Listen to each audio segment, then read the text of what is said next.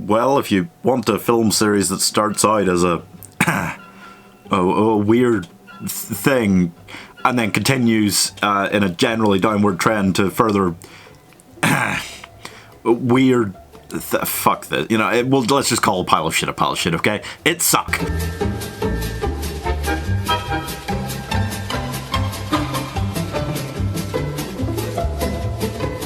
I'm sorry to all the massive Jeepers Creepers fans that might be out there. I know. But, see, I don't like being that reviewer guy who just hates on stuff, you know? Fortunately, I'm not really known as that. I'm not really known as anything yet, but you could change that by subscribing, eh? But I just don't see what is good about these movies. That's the truth. You know, I watch them and I just kind of go, what is meant to be enjoyable about this? You know, I don't get it. But for some reason, mostly because it's October and I'm working on a big ranking video for next week that's not quite done yet, so I just needed something shorter to rank this week. We're going to talk about them today and rank all 3 Jeepers Creepers movies. Along the way, obviously, I will try not to... No, who am I kidding? I'm going to enrage any fans there are of this series, I'm sorry. I just am. I don't want to just shit on them for no reason, though. And with the first Jeepers Creepers film, I do kind of see some of what there is for people to like about it. I still don't see how they got Francis Ford Coppola involved. He, like, executive produced it or whatever. I still don't see how they got him for that. For this kind of film, really, at all. But anyway, I do see what there is to like about this. You've got this brother-sister combo. They're driving home for spring break. It's Justin Long, Gina Phillips. That's all fine. They run into this strange, creepy truck. It tries to tailgate them. Eventually it moves past. And then they see it again outside this old abandoned church where the driver is pulling what appears to be dead bodies out of the truck. And then he chases them, tries to drive them off the road. And then in their infinite wisdom, in their smart, so smart, once they get away from him, they go back to the church and try to have a look to see if there's any people that need help still alive in there. And... I don't know, from there on, I feel like everything that happens, you've got to kind of blame them for going back there, trying to be heroes in a horror film, and for not immediately calling the police. Yeah. Anyway, they find hundreds of bodies down there, and yeah. Here is my 1-minute review for Jeepers Creepers.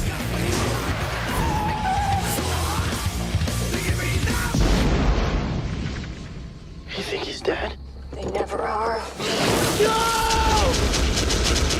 Jeepers Creepers. Okay, so here's my problem, okay? You know that bit in every demon-y horror movie, okay? All of them.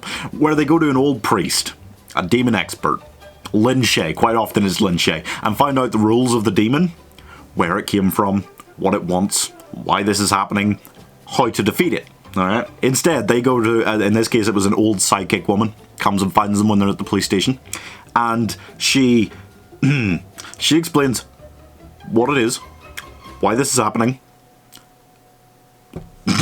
That's it. Doesn't explain how to defeat it. There is no way to defeat it, apparently. And from then on, you're just kind of like, okay, so what? I can't really enjoy it at all, I'm afraid.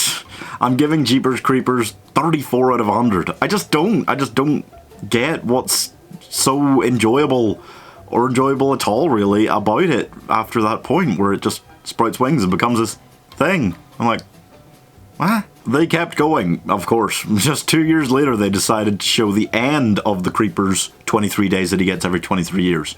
In 2001, right? It was set in 2001. The timeline gets a bit weird. This time, a school bus full of a high school basketball team and cheerleaders gets stopped when a handmade bone fragment shuriken gets thrown into one of the tires. Then... one of the cheerleaders starts to have visions about Justin Long's character from the first film, filling her in on what the creature is, so that they don't have to get the old lady psychic out in the middle of nowhere, I suppose. Then they run, bad stuff happens, this family turns up to help because the creeper stole their son a few days ago, and they've got a homemade harpoon on the back of their truck, so you know that's gonna go well. Anyway, here is my 1-minute review for Jeepers Creepers 2. Isn't dead. Looks dead to me. Jeepers Creepers 2. This is surely a way worse film. There's a random psychic cheerleader, there's homemade harpoons, the characters, instead of being a couple of good actors that are a confused brother and sister, are this bunch of irritating high school jocks and cheerleaders. But I prefer it. Yeah, I do. I like it more than the first one. I don't know why. It's obviously worse. Everything's worse about it. But I just feel like the style of... It doesn't really go for horror so much in this one. It just kind of goes for this crazy action thriller where they're getting picked off one at a time. These irritating characters you don't like, so you're kind of like, hell yeah, creeper. And then this family comes in, they've got this ridiculous contraption, this home harpoon on the back of their truck, and you're just kind of like, yeah, okay, you know what, hell yeah, go for it. And as much as I still don't really like it, I still don't think it's good, I just find it like, yeah, more of a silly, enjoyable thing to watch than the first one, you know, because it went so off the rails halfway through. I'm giving Jeepers Creepers 2 42 out of 100. Still not good. Can't emphasize that enough. I still didn't really love it or anything like that. But at least there was a plan to try and kill the damn thing, and they kind of defeated it, you know, and it kind of was like, oh, okay, yeah. It took a long time for them to come back. If they'd just waited until 2024 and done his big return for Jeepers Creepers 3, this might have been reasonably good. Kind of like Halloween 2018 style, right? They could have done that. Instead, they made Jeepers Creepers 3 in 2017, and it was the hidden Jeepers Creepers 1.5 that nobody asked for, wanted, needed, and just, I can't believe they decided to make it. Go ahead, I am eager, as a matter of fact, to hear support in the comments for this one, because I just don't get why, you know, how any fan, even of the first two films, could be pleased with what they decided to do here. You know, it was such a nonsensical choice to me to make it in between those two instead of, you know, when we already knew where he ended up at the end of that 23 days from Jeepers Creepers 2.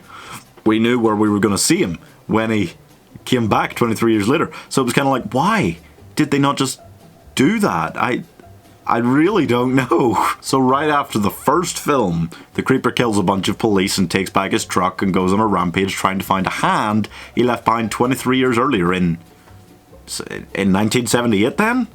Because this film's still set in 2001 like the first two then, right? I think so, but I don't really know. Neither do they. I don't think anyone knows. When people touch his hand, they understand knowledge about him or get visions or something. Like the cheerleader from number 2, except she didn't touch him, I don't think at all. That doesn't matter. What's the point in trying to explain? They don't. Here is my 1 minute review for Jeepers Creepers 3. What if the secret to what this thing is the secret of how to kill it?